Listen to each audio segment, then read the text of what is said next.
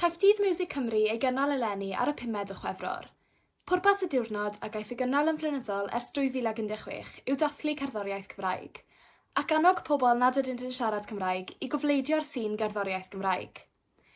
Felly eleni, gydag effaith Covid-19 yn parhau i afael ar bob rhan o'r gymdeithas, gadewch i ni weld beth mae hyn yn ei olygu i gerddoriaeth Gymraeg, a sut mae cerddoriaeth Gymraeg wedi dod â phobl at ei gilydd mewn cyfnod pan mae rhaid i bawb fod ar wahân.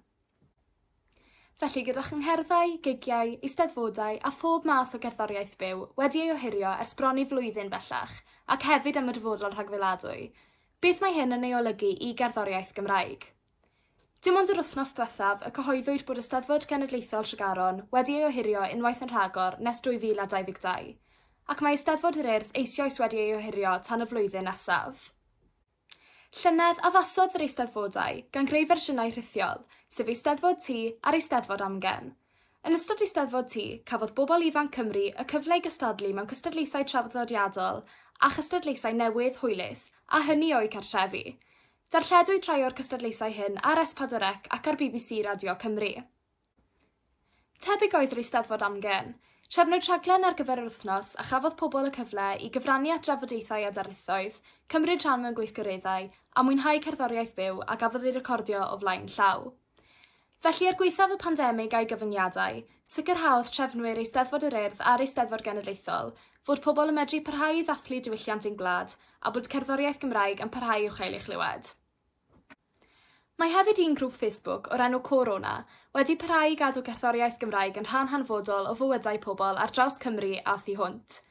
Cafodd y grŵp ei sefydlu nôl ym mis Mawrth y llynedd ar ddechrau'r cyfnod clo cyntaf, a bellach mae dros 46,000 o aelodau yn y grŵp, gyda'r aelodau yn rhannu fideos ohonyn nhw'n canu neu chwarae offeryn, gan godi ysbryd a moral ei gilydd.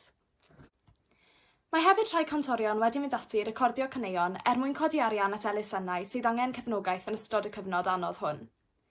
35 mlynedd ers rhyddhau'r gân elusennol Gymraeg gyntaf, sef Dwylo dros y môr, ailgreuwyd y gân llynedd gyda chyfran o'r elw'n mynd tuag at gronfa gwydnwch Coronavirus Cymru. Hefyd, recordiodd y grŵp Eden fersiwn rithiol o gorwedd gyda'i nerth mwyn codi arian at elusen Tarian Cymru, mwyn sicrhau'r PPE angenrheidiol ar gyfer ein gweithwyr iechyd a gofal.